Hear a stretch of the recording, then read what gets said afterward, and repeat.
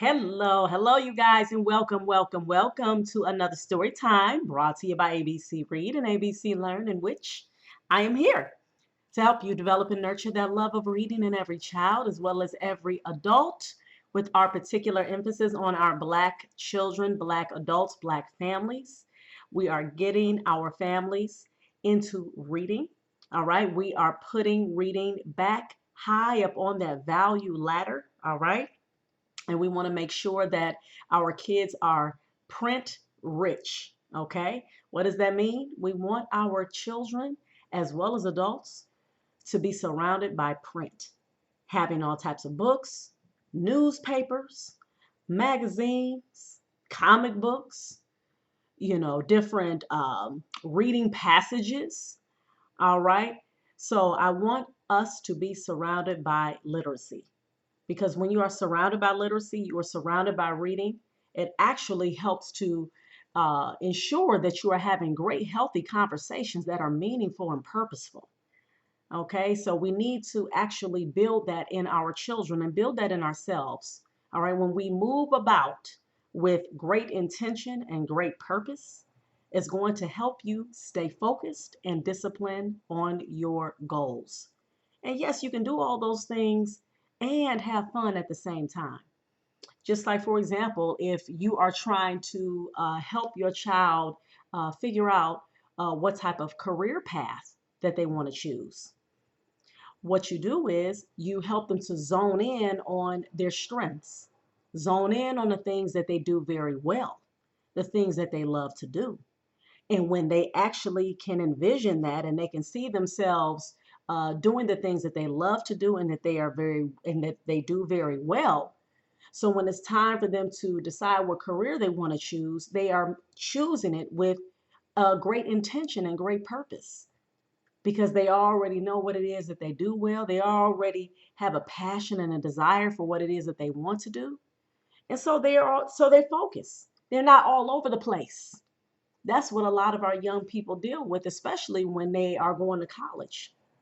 That's why, unfortunately, you'll have kids who go to college and they wind up either dropping out or flunking out. This is real talk, real reading talk. They either drop out or flunk out a lot of times because they don't have no type of direction, no focus. And this is what reading can help bring out in your child. It can help bring out in yourself as an adult. If you're trying to figure out rather what it is that you want to do with your life in terms of a career, or even if you may have a career already, you might want to change careers. Okay? You might want to decide that you're trying to figure out what type of volunteer opportunities that I could take advantage of. And when you're reading certain books, it can help you bring those things out. All right, bring those things out of you rather. All right. So with that being said, I'm glad that you're here. If you just stumbled across my channel, I hope that you continue to stay here. I hope that you subscribe. I hope that you like. I hope that you share our videos, because trust and believe, this channel was built with great intention and great purpose. All right, which is, like I said in the beginning, to help develop and nurture the love of reading in every child as well as every adult. But our focus is the Black community, unapologetically. And you will see that through the books that we are reading and the conversations and the different reading tips that I give. It is the hopes that I want to see our Black families putting reading high on their value ladder. With that being said, we are right here back to this book, Stealing the Game. Kareem Abdul-Jabbar is the author, and Raymond Obstfeld is the author as well. All right. So they got a tag team authorship going on. All right. So for those of you, again, like I said, if you just tuned in, I already have read the first, I want to say maybe about 6 or 7 chapters of the book. And right now we are on the chapter, and it is entitled My Family's Number One Dark Secret. Okay. And for those of you who need to find out, well, what happened in the beginning of this book, I advise you to go on back to reading the first chapter, listening to that, of Stealing the Game, Kareem Abdul-Jabbar, so that you can get caught up to speed of where we are. Let's go. My family's number one dark secret. P.S. Don't tell anyone. Seriously. Now, I'm going to tell you something I probably shouldn't. Something the family rarely talks about, and then only in a hushed voice, like kids planning a party they don't want their parents to know about. I was a designer baby. No, it was nothing to do with fancy diapers or silver spoons or an English nanny. Mm-mm. The other term for me is savior sibling. What it means is that I wasn't conceived in the usual way that they tell you about in health class or romantic comedies. And my parents didn't decide to have me because they were overwhelmed with a desire for another child. They had their hands full with the one they had. They decided to have me to save Jax's life. I'm not going to go into the medical specifics, but he had a blood disease that required having transfusions every 3 weeks and a bunch of painful injections that took 12 hours to complete.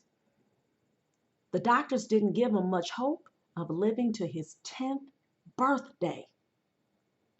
The only thing that maybe would have saved him, and it was a very, very shaky maybe, was a transplant of blood cells with the same immune system genes. For that, they would have to make another baby. There were a billion things that could go wrong. The most probable one being that I wouldn't be a match. But my parents decided to take the risk and have me. They used stem cells from my umbilical cord to jumpstart Jax's immune system, and then blood from my cute baby self to keep him going.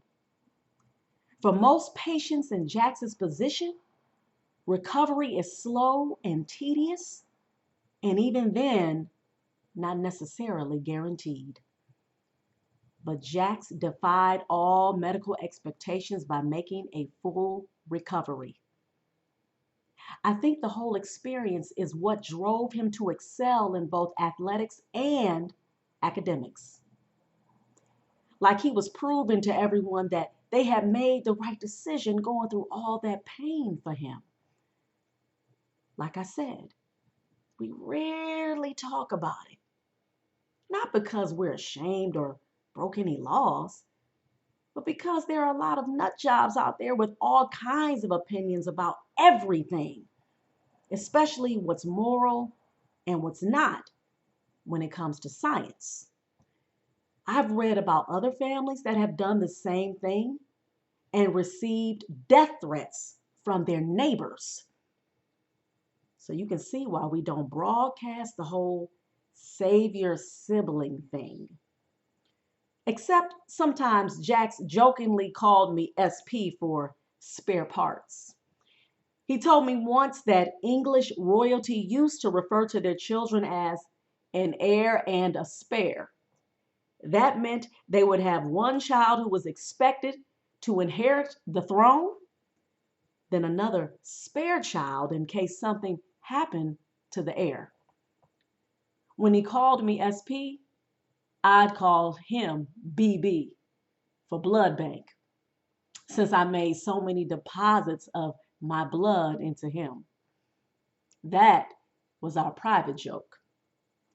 He doesn't go around thanking me all the time for saving his life. After all, I didn't really choose to do it. But there is a special bond between us because of what happened. Or so I thought. Now I wasn't so sure what was going on with him. And it scared me. Wow. Oh, wow. Look at here. This is the book, y'all. This is the book. Now, this is your first time on our channel. And if this is your first read aloud that you have been exposed to, doesn't that make you want to come on back and find out what happened? I know it would for me. I'll be like, what? Oh my goodness, what are they talking about? What's going on between him and Jax? Wow, I never heard that before. Oh my goodness. Their parents had to have another child to help save their older sibling? Wow, oh my goodness. That seems so scary. Wouldn't you want to know more about this story?